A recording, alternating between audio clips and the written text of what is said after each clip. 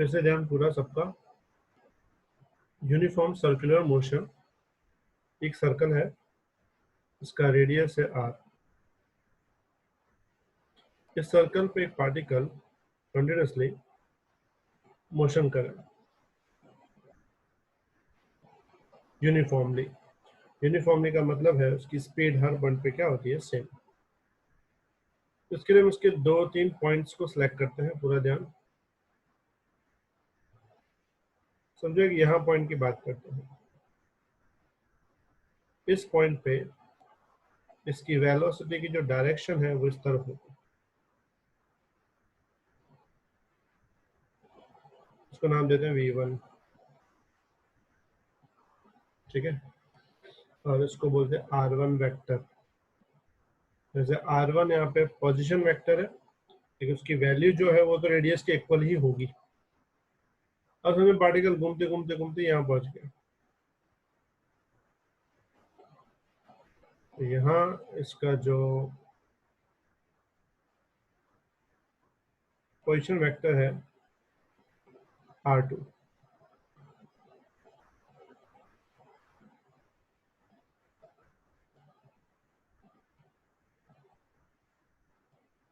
और यहाँ पे इसकी जो वेलोसिटी की डायरेक्शन होगी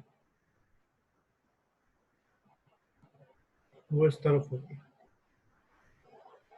तो वेलोसिटी की डायरेक्शन है v2, ठीक है। अब ध्यान से एक बात इंपॉर्टेंट है यहाँ पे कि जो r1 और r2 है ना, उनका मैग्नीट्यूड सेम है। और वो किसके इक्वल है, रेडियस। सिमिलरली v1 v2 की वैल्यू भी सेम है, क्योंकि हमने नाम दिया यूनिफॉर्म सर्कुलर मोशन। इसका मतलब स्पीड की वैल्यू क्या होगी, सेम होगी। तो अलग क्या होगा, डायरेक्शन।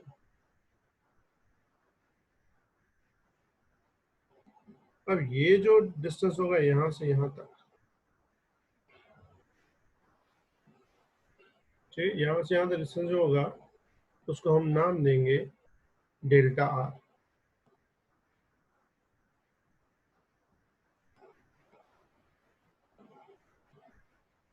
डेल्टा मतलब वन टाइप ऑफ डिस्प्लेसमेंट। फिर पार्टिकल पहले यहाँ था r1 डिस्टेंस पे, फिर पार्टिकल यहाँ हो गया r2 डिस्टेंस पे। तो डिफरेंस कितना आएगा, तो delta r, r2 minus r1। यहाँ तक किसी को डाउट?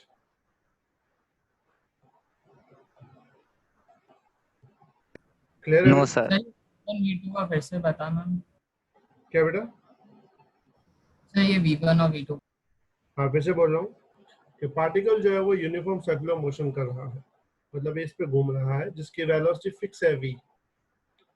वेलोसिटी कितनी है, v। लेकिन हर पॉइंट पे डायरेक्शन अगर देखें तो समझो मुझे इस पॉइंट पे डायरेक्शन चाहिए, तो इस पॉइंट पे मुझे बनाना पड़ेगा टेंजेंट। तो टेंजेंट जो है वो मुझे क्या देगा, वेलोसिटी की डायरेक्शन। तो इसकी डायरेक्शन समझो है v1। जब पार्टिकल यहाँ घूमते घूमते घूमते यहाँ पहुंचा, तब टेंजेंट जो मिलेगा मुझे इस तरफ मिलेगा। इसकी डायरेक्शन कौन सी है, v2। तो ये दो डायरेक्शन अलग अलग है, दोनों की वैल्यू सेम है। तो अगर पार्टिकल 5 मीटर पर सेकंड की स्पीड से मूव कर रहा है तो उसकी वैल्यू हर जगह 5 मीटर पर सेकंड ही होगी, लेकिन डायरेक्शन हर जगह अलग अलग होगी। यहाँ डायरेक्शन इस तरफ होगी, मतलब तुम्हें अगर ध्यान से देखो तो एरो है ना, फर्स्ट क्वाड्रेंट डिफाइन कर रहा है। और जब ये वाली डायरेक्शन आएगी तो ये डायरेक्शन कैसे डिफाइन कर रहा है, it's called one type of second quadrant. पता है 4 टाइप के एरो होते हैं। ये एरो फर्स्ट क्वाड्रेंट के लिए, ये एरो सेकंड के लिए, ये एरो थर्ड के लिए, और ये एरो कौन सा होता है, फोर्थ के लिए। तो ये जो एरो है फर्स्ट क्वाड्रेंट है, ये एरो सेकंड क्वाड्रेंट है। इसका सिंबल मीनिंग ये निकलता है कि स्पीड की वैल्यू तो सेम है, लेकिन डायरेक्शन जो है वो अलग अलग है। समझ में आई यहाँ तक बात? Yes sir. का पूरा ध्यान। अब यहाँ पे जो अंदर ट्राइंगल बना दिख रहा है r1 r2 डेल्टा r, इसमें हम अलग अलग नाम दे देते हैं।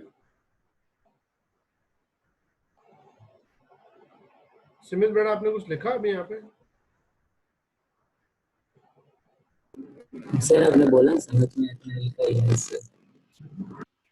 अच्छा,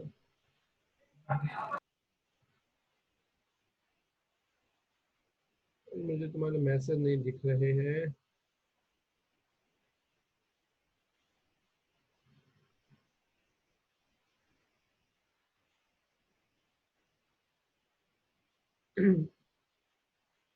अब इसमें जो ट्राइंगल हमने बनाया इसको नाम दे देते हैं। उसको नाम देते हैं ओ ए और बी। इसके रिगार्डिंग हम एक और ट्राइंगल यहाँ एक और फॉर्म करेंगे।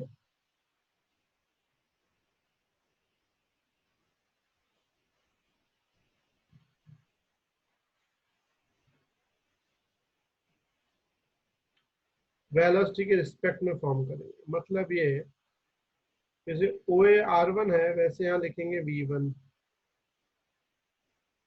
ओ बी R2 है यहाँ लिखेंगे V2। और जैसे ए बी डेल्टा आर है वैसे यहाँ लिखेंगे डेल्टा V। इस ट्राइंगल को नाम देंगे PQR। मतलब यहाँ पे लेफ्ट में जो ट्राइंगल बना वो डिस्टेंस के रिस्पेक्ट में है और जो यहाँ पे ट्राइंगल बना वो वेलोसिटी के रिस्पेक्ट में। क्लियर बेटा? यहाँ तो कोई doubt?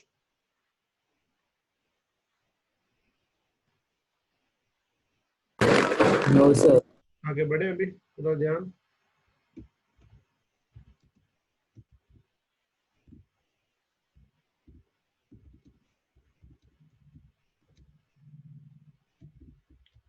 Consider a particle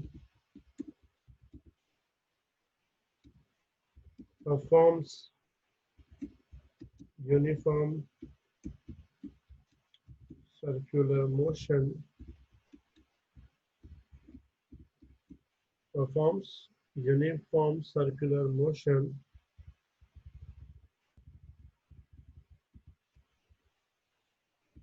on a circle of radius r with speed v. At every point, the direction of velocity keeps changing, which is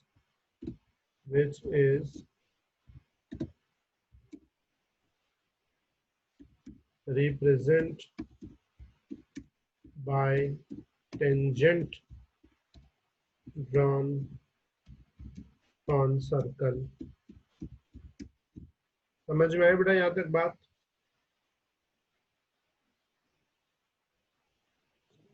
किसी को डाउट यहाँ तक बेटा? Yes sir. ठीक, तो आगे बढ़ते हैं।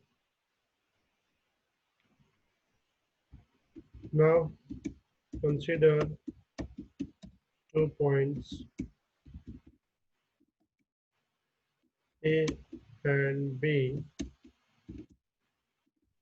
The velocity vectors at these points are V1 and V2 respectively.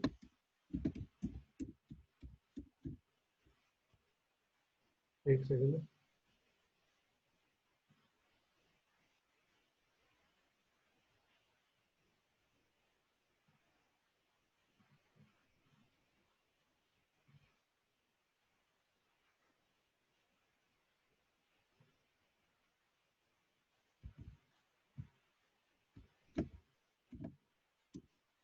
V2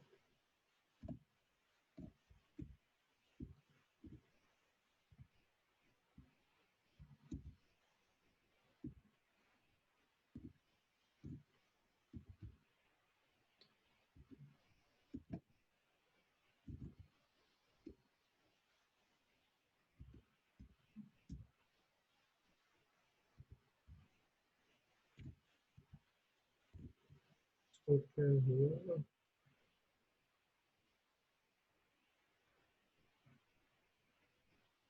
V2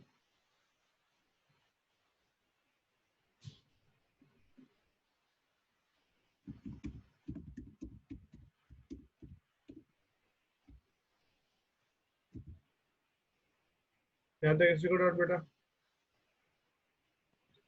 no sir. पूरा ध्यान।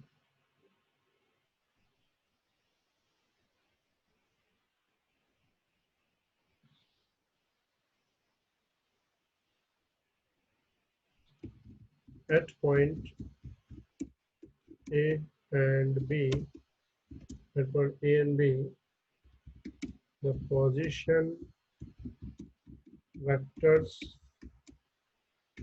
with respect to center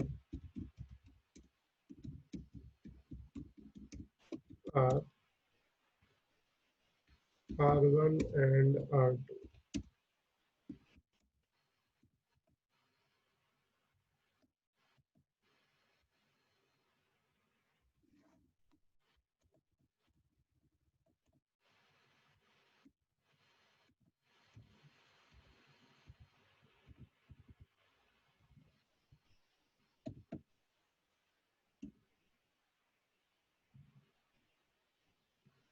और इस पे वेक्टर लगा देना ऊपर,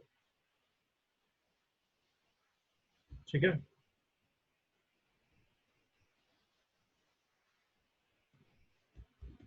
Now draw a similar triangle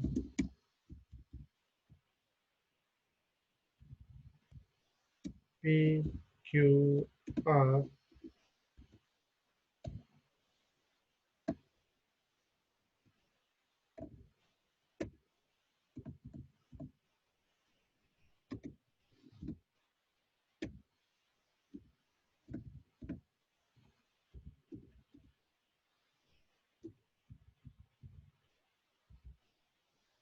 एक मिनट, ये कीबोर्ड काम पता नहीं क्यों नहीं कर रहा आज।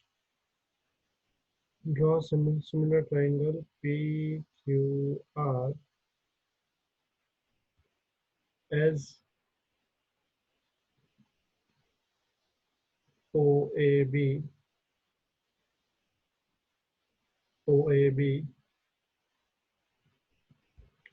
which represent change in velocity with reference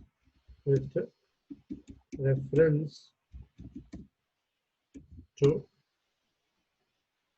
position vector.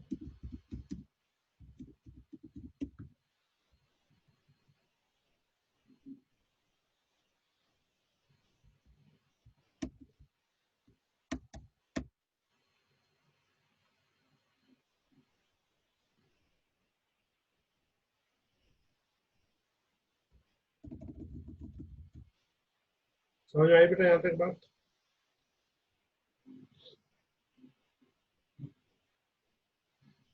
जैसा पोजीशन वेक्टर है उसके रिस्पेक्ट में हम लोग एक ट्राइंगल बनाएंगे जो कि वेलोसिटी का होगा, जो डिस्टेंस को रिप्रेजेंट करे। कोई doubt? No sir. According to property of similar triangles, similar triangles की प्रॉपर्टी पता है?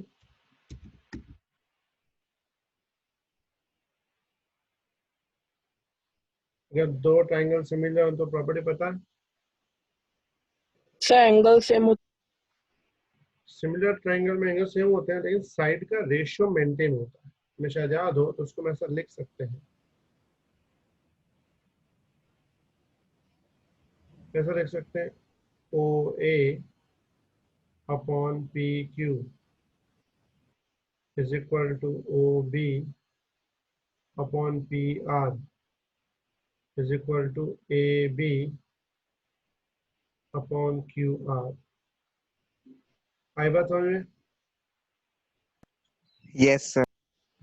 तो ओ ए की जगह आ जाएगा R1, पी क्यू की जगह आ जाएगा V1, ओ बी की जगह आ जाएगा R2, पी आर की जगह क्या आ जाएगा?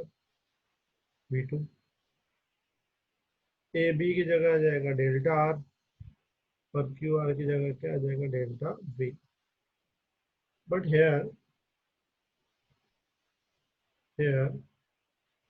R1 is equal to R2 is equal to R है, and V1 is equal to V2 is equal to V है।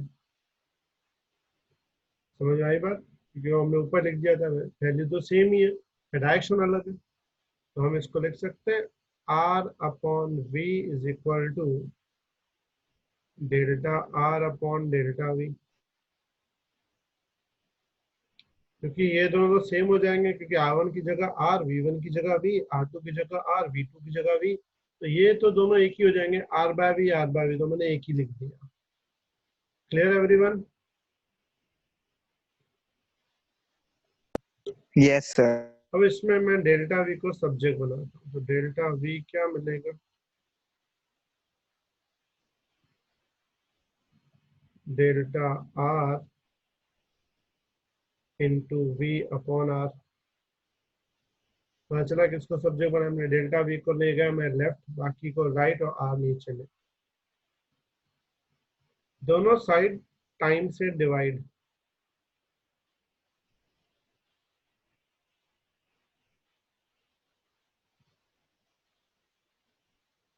देखो V by R it is दोनों साइड टाइम से डिवाइड। तो मैं बताया delta V upon delta T क्या होता है? What is V by T? Acceleration. It's acceleration. Very good. What is R by T? Delta R by delta T क्या होता Velocity. है? It's velocity into V by R। तो A is equal to क्या बन गया? It's V square upon. तो ये कोई भी चीज जब रोटेशनल मोशन करती है तो उसके ऊपर ये एक्सेलरेशन लगता है। The above acceleration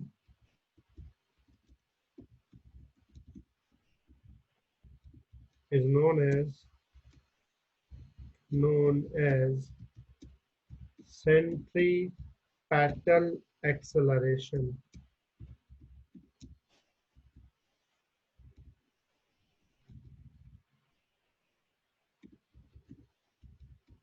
Centripetal acceleration और radial acceleration।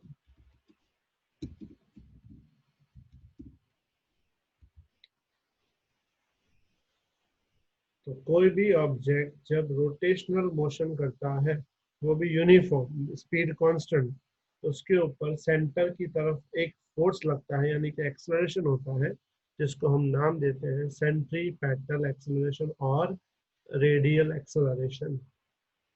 इसको कभी कभी सिंबल में ऐसा भी लिखते हैं, a c is equal to v square by r, या फिर a r is equal to v square by r. Radial भी बोलते हैं या फिर सेंट्रीपेटल बोलते हैं। अब एक सोचने वाली बात है इसमें। सर ये लास्ट वाला नहीं समझ में आया, कौन सा वाला? AC और AR वाला। ये वाला, ये राइट साइड वाला, ये पोर्शन। नहीं नहीं सर, उसके बाद जो AC और AR का हमने लिखा ना। मीनिंग लिखा ना मैंने, तो मैं नीचे क्या लिखा? The above acceleration is known as centripetal और रेडियल। तो सेंट्रीपेटल के लिए हम यहाँ पे सी लगाते हैं छोटा सा, या फिर रेडियल के लिए आर लगाते हैं। फॉर्मूला वही लिखिए, फॉर्मूला में कुछ नहीं चेंज किया, खाली मैंने क्या लिखा? सिंबल दिया सी और आर नीचे। क्लियर? ओके अच्छा, ओके सर। दूसरी बात एक सोचने वाली है, तुम थोड़ा सोचो। मैं एक स्ट्रेट लाइन पे जा रहा हूँ, मेरी स्पीड 20 है, और थोड़ी देर के बाद मेरी स्पीड फिर भी 20 है, तो मुझे बताओ एक्सेलरेशन कितना होगा? 0। नॉर्मल बात है कि अगर तुम्हारी स्पीड कांस्टेंट है तो एक्सेलरेशन 0 होगा। ये यूनिफॉर्म सर्कुलर मोशन है, इसमें भी स्पीड तो सेम ही है। मैंने बोला v तो v है, ये समझो 5 की स्पीड से जा रहा है तो हर बार 5 की स्पीड से ही रहेगा, फिर भी देखो यहाँ उसका एक्सेलरेशन है। तो सोचने वाली बात है सर, अगर स्पीड कांस्टेंट है तो एक्सेलरेशन आया कहाँ से? तो यहाँ पे एक्सेलरेशन चाहिए होता है to change the direction, to change the direction. बिना डायरेक्शन चेंज किए मतलब बिना किसी एक्सेलरेशन के डायरेक्शन चेंज नहीं होती। तुम्हारे घर का दरवाजा, पूरा ध्यान रखना, तुम्हारे घर के दरवाजा जहाँ पे लॉक्ड, लॉक्ड मतलब जहाँ से वो अटैच्ड है, वो नहीं लगे होते हैं, जॉइंट्स होते हैं, जॉइंट्स, दरवाजे के जॉइंट्स। अगर यस सर। समझो वो जॉइंट्स नहीं लगे हुए और तुमने दरवाजे के एक साइड फोर्स लगाया, तो क्या दरवाजा घूमेगा? No sir. No sir. No sir. पूरा बात है, सीधा जाएगा। इसका मतलब घूमने के लिए उसका फिक्स होना जरूरी है। मतलब किसी यस सर। चीज को घूमने के लिए, सिर्फ घूमने के लिए सेम स्पीड से उसको एक्सेलरेशन चाहिए होता है सेंटर की तरफ, उसे हम बोलते हैं सेंट्रीपेटल एक्सेलरेशन। बात समझ आई इतनी? या फिर जैसे मैं तुम्हें एग्जांपल एक और दूं,